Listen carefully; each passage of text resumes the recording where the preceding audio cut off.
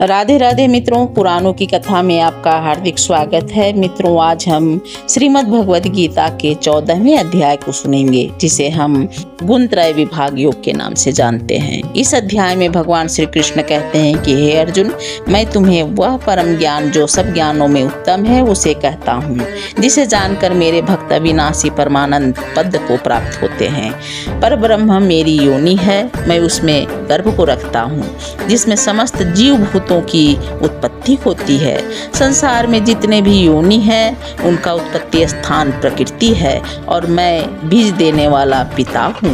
यह वचन सुनकर अर्जुन ने दीन दयालु श्री कृष्ण भगवान से पूछा, हे कृपा निधान, यह जीव जो तीनों गुणों से बंधा है, इसके छूटने की क्या विधि है और उसके क्या लक्षण है, जो देह के साथ होने पर भी तीनों गुणों से अतीत हैं।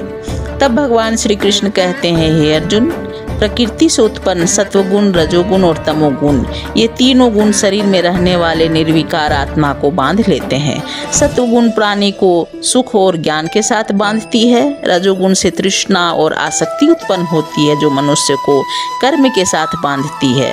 और तमोगुण का उत्पत्ति स्थान अज्ञान से है। यह मनुष्यों को आलस्य, निद्रा और प्रमाद से बांधती है। सत्वगुण में स्थित मनुष्य की जब मृत्यु होती है तो वह ज्ञानियों के प्रकाशमय लोक को जाता है। जब मनुष्य रजोगुण में स्थित होता है तब उसकी मृत्यु होती है तो वह कर्मों में आसक्त मनुष्य योनि में जन्म लेता है। और जब कोई मनुष्य तमोगुण में स्थित होता है तो उसकी जब मृत्यु होती है तो वह मूढ़ योनि में या कीट पतंगों में जन्म पाता है, यानी तामसी मनुष्य अधम गति को प्राप्त होते हैं। फिर भगवान श्री कृष्ण कहते हैं कि जो मनुष्य गुणातीत है, अर्थात जो निर्गुण साक्षी आत्मा को जान लेता है, वह मेरे रूप को प्राप्त होता है। गुणातीत व्यक्ति सुख दुख, मान अपमान, शत्रु मित्र आदि द्वंद्वों में समान रहता है और भौतिक इच्छाओं से मुक्त होता है।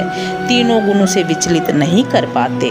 फिर भगवान श्री कृष्ण अर्जुन को उत्तर देते हुए कहते हैं, माम च यो अव्यभिचारेण भक्ति योगेन सेवते सगुणान समतीत्येतान ब्रह्मभूताय कल्पते। अर्थात जो मनुष्य अनन्य अव्यभिचारिणी भक्ति योग के द्वारा मेरी सेवा करता है, मेरी शरण में आता है, वह तीनों गुणों से अति देह के साथ होते हुए भी ब्रह्म भाव को प्राप्त कर जीवन से मुक्त हो जाता है। हे अर्जुन, यही मार्ग तीनों गुणों से छूटने की विधि है। आशा है मित्रों की गीता की यह प्रसंग आपको अच्छी लगी होगी। इसके लिए बहुत बहुत धन्यवाद। राधे राधे।